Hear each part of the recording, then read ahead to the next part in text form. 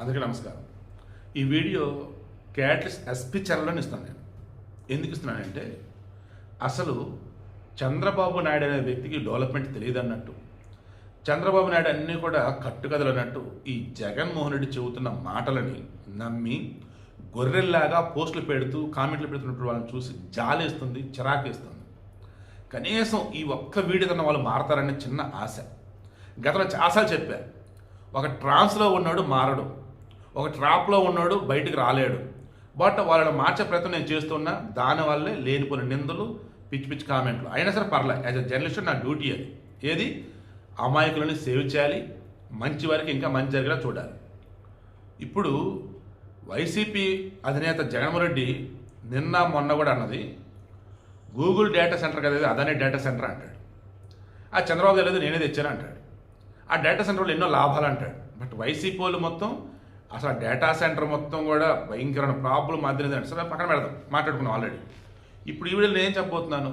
నిన్న జగన్మోహన్ రెడ్డి అన్నాడు, హైదరాబాద్ అభివృద్ధి అంతా కూడా అంట వైఎస్ రాజశేఖర రెడ్డి చేశాడంట, ఆ తర్వాత కేసీఆర్ చేశాడంట, చంద్రబాబు చేసింది ఏమీ లేదు. ఓ 6 ఎకరాల్లో సైబర్ టవర్స్ అనేది కట్టాడు, అది మాత్రం డెవలప్ అయిపోద్దా అన్నాడు. బిల్ గేట్స్ నా దగ్గర జగన్మోహన్ రెడ్డి ఏ రోజు మాట్లాడలేదు, మాట్లాడే అవకాశం బిల్ గేట్స్ ఇవ్వడు. బిల్ గేట్స్ ప్రపంచాధినేతగా కొన్ని సంవత్సరాల పాటు కంటిన్యూ వరుసగా ఆయన.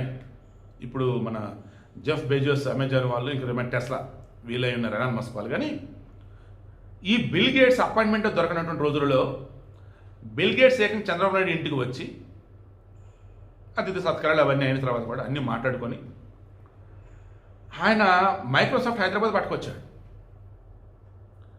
ఈవెన్ ఆంధ్రప్రదేశ్ సందర్భాలలో కూడా చంద్రబాబు నాయుడు గొప్పతనాన్ని చెప్పాడు, టెక్నాలజీని చంద్రబాబు నాయుడు ఎలా యూజ్ చేస్తాడో చెప్పారు.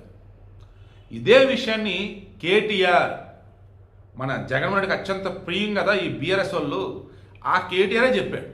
ఓ పెద్ద సభ, ఇంటర్నేషనల్ సదస్సు, అక్కడ ఉన్న వాళ్ళు అడుగున్నారు, ఈ డెవలప్మెంట్ అంతా మీ వల్ల అంటే, లేదు ఇదంతా the great visionary leader Chandrababu Naidu గారి వల్ల, మేము ఆయన చేసి మేము ఫాలో అవుతున్నాం అన్నారు.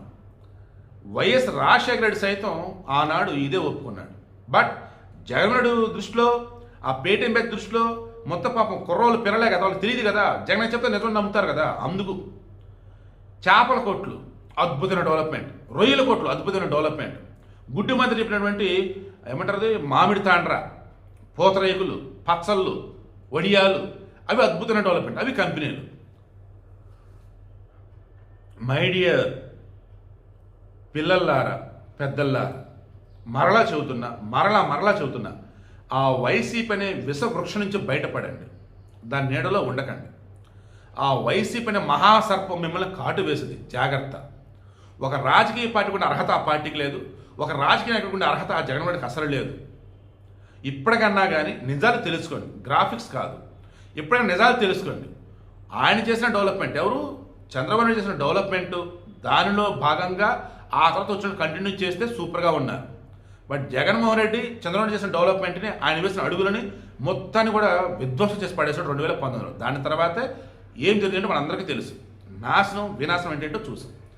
ఈ వీడియో యొక్క మెయిన్ ఇంటెన్షన్ మరలా చెప్తున్నా, అమాయకులను ప్రజలను కాపాడాలని, వైసీపీ ట్రాప్లో చిక్కుని విలవెల్లాడుతూనో ఆహా బాగుంది అని తెలియకుండా అలలాడుతున్న పిల్లలు ఎవరైతే ఉన్నారో, పెద్దలు ఎవరైతే ఉన్నారో వారిని కాపాడాలని, నా తెలుగు ప్రజలని గొప్పగా చూడాలని, ఓవరాల్గా ఏపీ డెవలప్ అయితే మీరంతా బాగుంటారని. దీనికోసం ఈ వీడియో. జగన్ ఏం మాట్లాడాడు, బిల్ గేట్స్ ఏం మాట్లాడాడు పెడతాను చూడండి. చంద్రబాబు నాయుడు గారికి హైదరాబాద్కి ఎటువంటి సంబంధం లేదు. అయ్యా చంద్రబాబు గారు 6 ఎకరాలలో ఒక చిన్న బిల్డింగ్ 1,40,000 SFT బిల్డింగ్ కడితే, దాని పేరు హైటెక్ సిటీ అని పేరు పెడితే, దాంతో డెవలప్మెంట్ అనేది అయిపోతుందని అనుకోవడం మూర్ఖత్వం. Minister Naidu deserves a lot of credit for giving you the right kind of governance. As the minister said, Hyderabad is being known now as Cyberabad.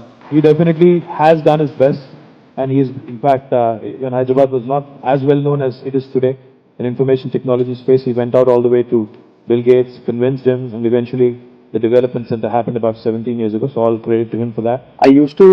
When I was a kid, I used to really like Chandrababu Naidu, that leadership. I thought he made Hyderabad, we saw the city boom around his time. When we met, he had his digital equipment computer, and he was really painting a vision of how we could make government better by using this very advanced tool.